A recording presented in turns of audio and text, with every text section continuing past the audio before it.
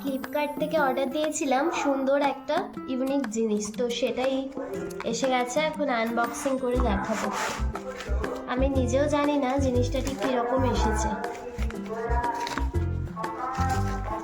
তো এই যে এখন নিশ্চয় তোমরা বুঝতে পারছো না এটা কি রয়েছে।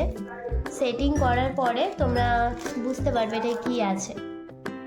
চলো সেটিং করে নেওয়া যাক। সাথে রয়েছে স্ক্রু। তো এখানে এতগুলো পিসেস আছে। আর এটা কি আছে দেখি।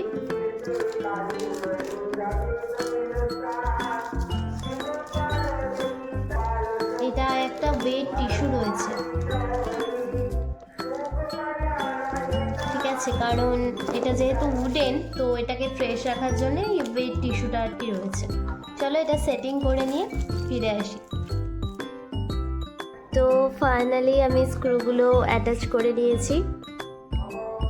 আর খুবই সুন্দর জিনিসটা, বুঝতেই পারছো এটা ঠাকুরের সিংহাসন।